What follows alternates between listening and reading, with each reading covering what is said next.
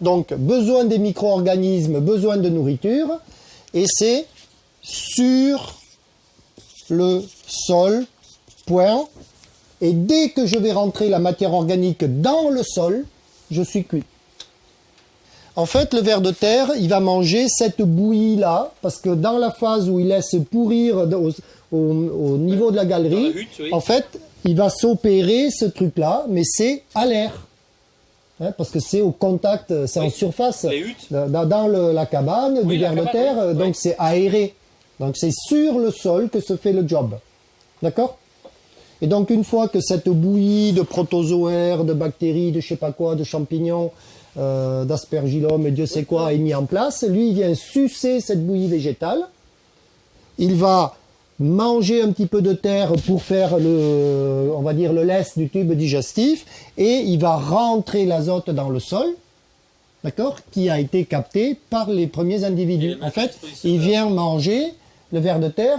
On va pas dire que c'est un végétarien, on va dire que c'est un carnivore, parce qu'il mange des bactéries, ok, hein, des protozoaires. Il ne descend pas la paille. Hein? Il ne mange pas la paille. Non, il mange pas la paille directement, il mange la bouillie de paille faite par les premiers individus.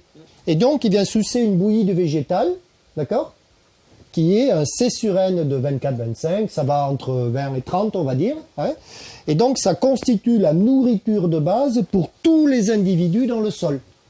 Et donc, on se rend compte que ici, eh bien, j'ai une hypothèse perte de carbone, d'accord? Donc, c'est x3, puisqu'on va perdre du carbone. Ou alors, deuxième hypothèse, gain à nouveau d'azote, x3. Soit je mets multiplié par 3 au dénominateur, quand je divise, je suis bien à 8, d'accord? Soit j'enlève 3, enfin je divise par 3 là, hein, j'enlève 3 carbone, enfin 3 fois le carbone et j'arrive à 8 aussi. Alors, intuitivement, gain d'azote ou perte de carbone dans le sol? En fait, c'est perte de carbone, d'accord?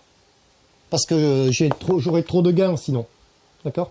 J'ai déjà gagné une fois beaucoup et perdu très peu, et maintenant c'est l'inverse. Je vais perdre très peu et je vais perdre beaucoup de carbone et gagner très peu d'azote. En fait, la première phase c'est un gain d'azote et la deuxième phase c'est une concentration de l'azote. D'accord? Hein?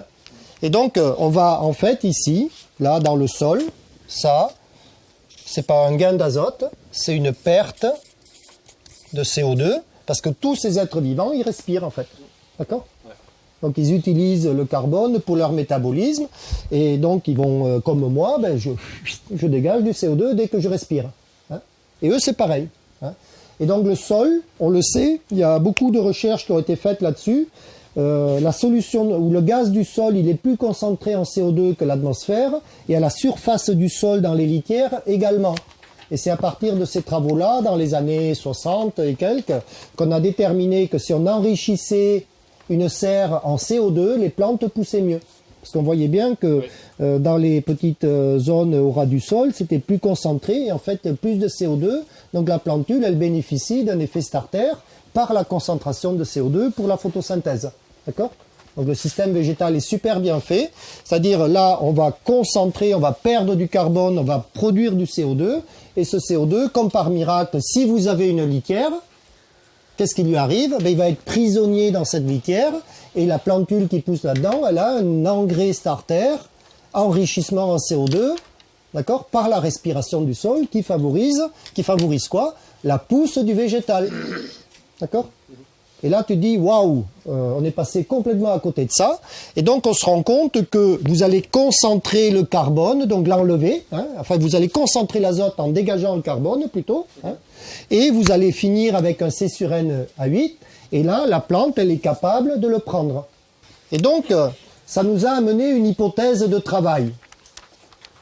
Donc, on va partir de ça. Je veux être autonome en azote dans mon système de jardinier. Je fais quoi? Je touche plus le sol. Alors pourquoi il faudra plus toucher le sol? On verra après ça. Pour laisser la matière organique en surface. Voilà.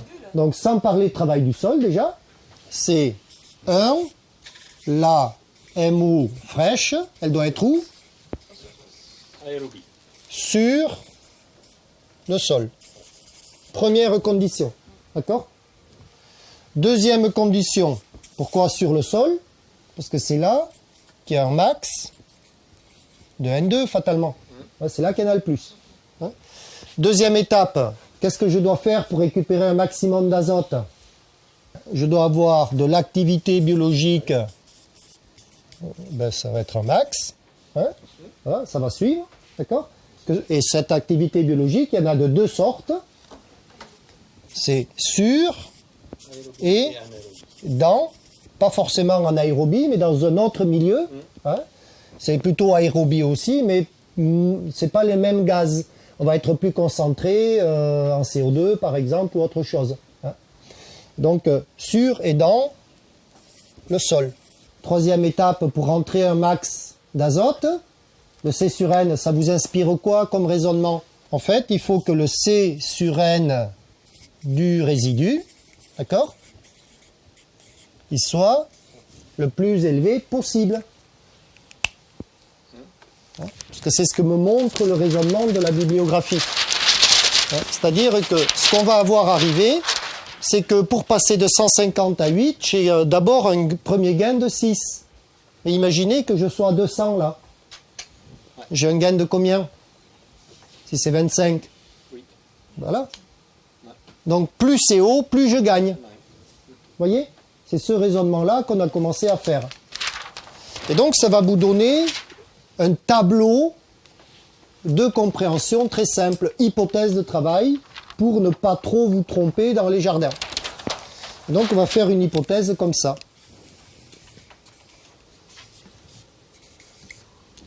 Rapport carbone-azote, d'accord? Et ici, devinez à combien on va le mettre?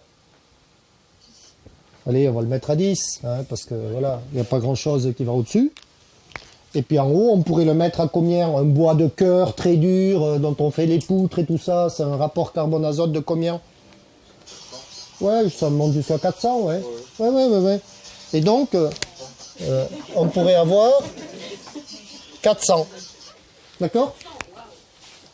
Hein? Et donc, entre tous, je peux mettre toutes les hypothèses que je veux. Donc, un engrais vert, il va être à combien, rapport carbone-azote? Oui, 15. Hein? Voilà. Donc, on a 15. Donc, ça s'appelle un engrais vert. OK? Ensuite, on a une plante qui va fleurir. Début de floraison, une moutarde. Qui commence à faire du carbone. Okay. Donc à la floraison, vous arrivez autour de 30, 25, 30. D'accord? Donc ici, on va arriver à 30. Et en fait, au fur et à mesure que votre plante va concentrer, d'accord, de la lignine par la photosynthèse, c'est-à-dire elle va faire de la polycondensation avec sa cellulose hémicellulose, cellulose brute, voilà, et puis là on a vraiment début de la lignine, mais pas beaucoup, là on commence à condenser, et de plus en plus, etc. Donc une paille de blé, allez, aujourd'hui, la paille de blé, elle est là, hein, nos pailles de blé, voilà, blé, paille. Le maïs, il va être plutôt là, hein, maïs, hein, plutôt là. 60-50, on est plutôt dans des légumineuses, paille de légumineuses. Hein? Voilà, pois, soja, paille de févrole, des trucs comme ça. D'accord? Le foin, il va être dans ces zones-là. C'est pas très performant, le foin. On est sur, allez, à mon avis, le foin, on pourrait l'envoyer là. Hein? Peut-être là, hein, des fois. Hein, on est là, on va être là-dedans. D'accord? Et donc, on va se rendre compte que, finalement, à 200, j'ai du bois. Ça, c'est du bois. Et puis ça, c'est du bois de cœur. Hein, si on voulait aller jusqu'au bout, certains bois, type chêne, il va être là. Hein. Et donc, si je vais, votre fameux BRF que vous utilisez, plus ou moins, il va être où, le BRF? Hein? Non. Le bois raméal fragmenté, c'est-à-dire les petites branches broyées, tout ça. Le BRF, il va être là, quelque part. Des fois à 40. Hein. Non, pas beaucoup plus. Le BRF, il est là. D'accord, hein? Et après, selon la gamme... hein? C'est de la matière qui a 2-3 ans d'âge, non? Oui, c'est jeune, c'est tendre globalement. C'est pas très lignifié, c'est pas très carboné quand même. D'accord, hein? Donc on a des produits qui vont évoluer de 40 jusqu'à 100 selon les origines. Mais ne comptez pas beaucoup plus que 50. D'accord? Puis maintenant, on va faire un exercice très simple. Si dans l'hypothèse du champ de François Mullet, où on a pris ça comme hypothèse de travail, d'accord? Ça rentre combien d'azote dans le champ? Et puis on pourrait voir quelle est l'hypothèse qui va finir derrière tout ça. Bon, je vous le dis, ça va être très facilement. Ouais, ici, on compte 15. Ça, c'est l'unité d'azote. Ça, c'est l'échelle azote ici. Ouais. Si on le met en bleu. Voilà. En fait, ce qui arrive du calcul par défaut, c'est qu'on pourrait quasi émettre l'hypothèse que la récupération d'azote par le système biologique suit sa densité en carbone. D'accord? Et en fait, suit aussi, parce que la lignine, elle va apparaître au fur et à mesure que tu montes. Ouais. D'accord? Ok? Le taux de lignine, c'est le reste. Oui. En fait, plus tu vas rentrer de carbone de plus en plus polykondensé avec la lignine, plus tu vas